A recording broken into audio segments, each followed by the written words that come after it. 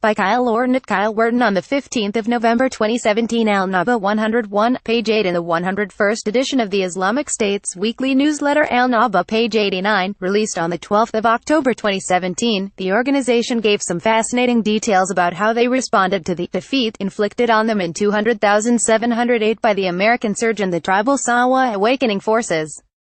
The article describes how it switched wholly to insurgent terrorist tactics, dismantling its conventional fighting units and even its sniper teams in March 2008, and training in hit-and run bombings.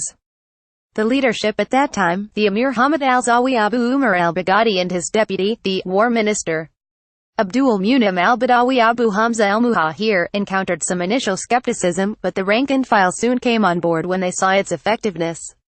It says that it is time to return to this form of warfare. In short, is marked the switch in AlNaba 101 entirely from the statehood and governance phase of its revolutionary warfare, back into insurgency mode. The article is reproduced below. This has long been telegraphed by Is. Nearly a year and a half ago, with the famous last speech of Taha Falah Abu Muhammad al-Adnani, and in AlNaba itself just after, Is served notice that it knew the time of the caliphate as territory was limited, but that the organization was a cause, and so long as the purity of its belief and methodology were maintained, it would continue to a victory that God has preordained. This was a repeat of what al-Zawi had said in 2007 and 2008, at the nadir of the Is movement's fortunes, statements that look vindicated in retrospect. And in an AlNaba article in September, Is noted its de facto abandonment of any form of conventional warfare. In the article in September, themes of which recurred in the 12th of October article, Is said the emphasis had to be on avoiding the US-led coalition's aircraft. The coalition's partner force was an ineffective militia, Is right, which acted primarily to draw IS's fire so that the jihadists' positions were exposed and could then be destroyed by airstrikes. The immediate meaning of this is that the recent victories against Is, in Deir Ezzor City, Mayadeen, Al-Qaim, Raqqa itself, and soon in Al-Bakamal, should not be taken as evidence of the organization's collapse but of a strategic decision made by it. In 2010, the U.S. demolished IS's infrastructure in Baghdad and captured the city's Amir, opening a trail that led to the killing of al-Zawi and al-Badawi. In 3 months in early 2010, the U.S. eliminated 80% of IS's leadership, a decapitation strike it had seemed Is would never recover from. But Is did recover, because it was working with different metrics that saw the war as a long-term project, while the Americans did not recognize that the surge was a process that had to be maintained and tried to pocket it as a done deal, which meant they could leave. This short-termism has been on ample display this time around.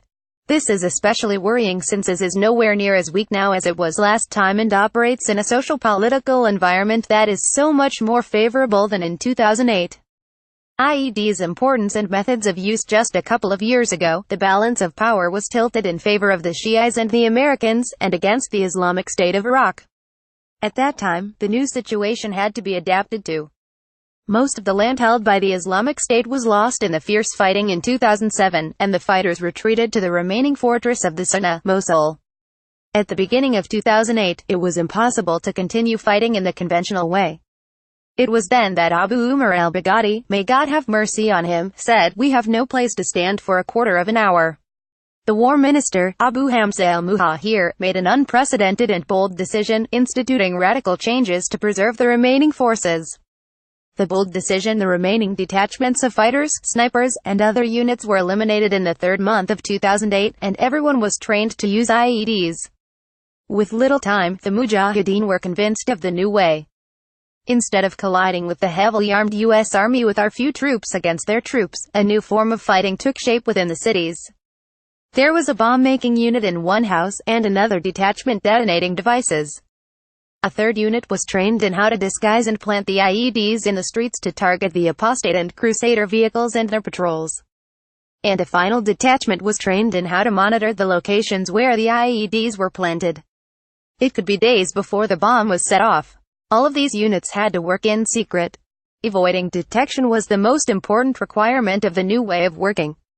Exhaustion, depletion, attrition by IED. Thus began a long phase of attritional warfare between the two sides that lasted for 2 difficult years, i.e. until 2010. The world witnessed the incredible creativity of the Mujahideen in the war of shadows and concealment against the Crusaders. Throughout those difficult years, the soldiers of the caliphate mastered this type of war perfectly. This is the kind of warfare needed today against the Crusader alliance, but there is now an additional need to keep the locations of the Mujahideen hidden from the warplanes. This is the method that should be used in defense. How to fight with IEDs. This method of warfare has two pillars: mastery of preparation and patience on revolt, and preparing for action by determining where the enemy is likely to attack, then selecting the appropriate type and size of IED based on whether the enemy is expected to use armored vehicles or tanks, and preparing and placing the devices correctly. It is here that the role of the trained military operative is necessary, to predict the enemy's movement, their method of advance, and choose the type and location of the IED. Then comes the role of the engineering corps to plant the device, with a careful distinction between the mechanical and the electronic. If there is an error in the mechanical side of things, or vice versa, it will lead to poor results that might hinder the Mujahideen rather than halt the enemy's progress. Common types of IEDs. Controlled IEDs. The most effective IEDs are those detonated by the Mujahid himself, whether by a wireless signal or wire connected to the IED to avoid interference. The wire attached to the explosive devices must also be hidden, of course, since it leads to the place of the fighter.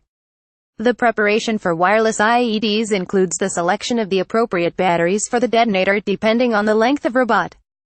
A small battery cannot be used if the operation could take days or even months.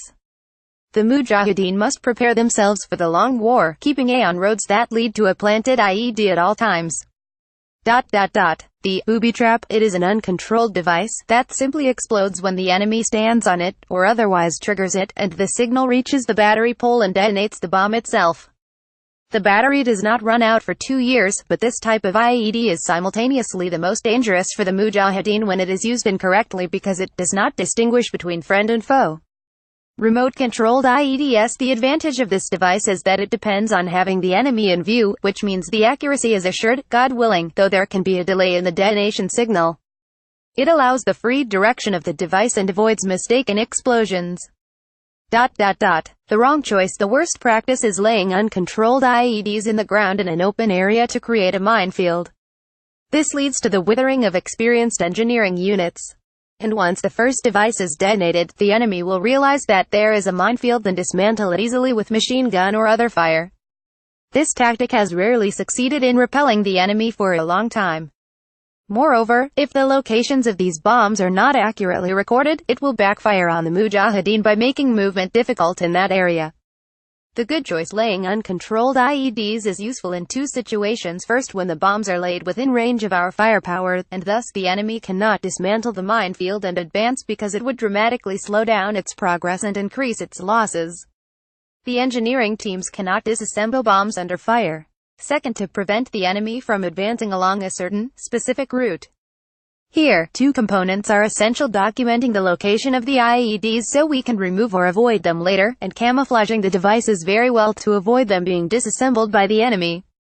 Safety concerns when handling IEDs. This section gives technical details on which wires go where and dealing with the sensitivities of detonators. There is no legitimate purpose to reproducing these paragraphs, and good reason not to.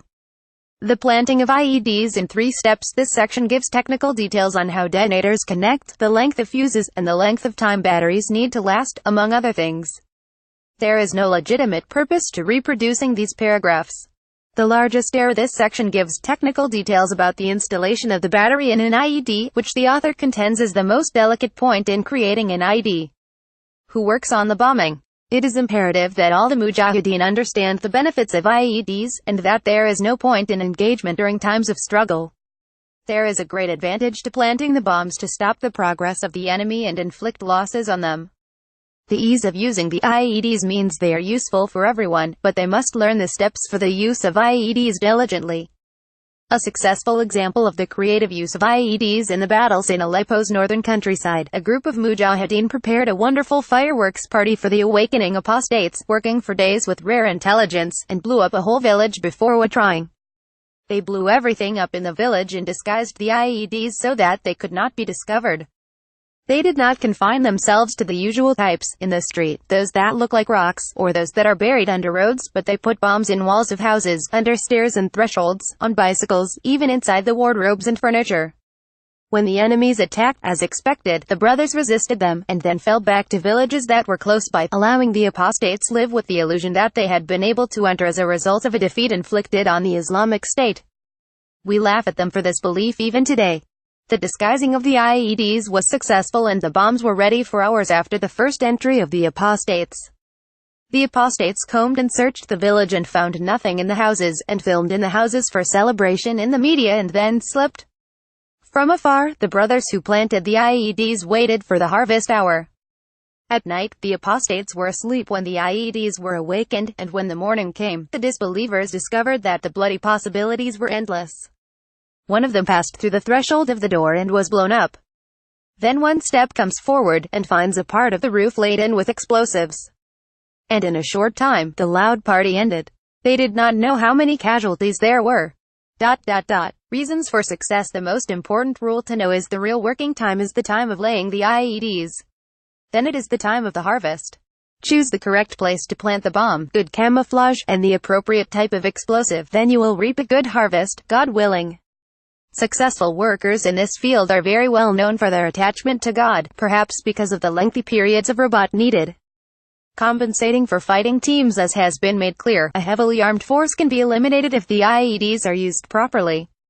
One mujahideen, who is proficient and has mastered their workings, can, with the help of God, repel the greatest force advancing into his defensive zone. The mujahid will not benefit, however, if he does not manage to remain hidden from the enemy. In this situation, it means that the fighter does not need to change places after executing an IED attack. Rather, he needs to control his nerves and not be tempted to reveal his position by the enemy's tricks.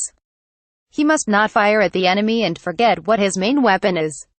The gun is for personal defense only, to be used if the enemy reaches him. The normal situation is that he does not need it.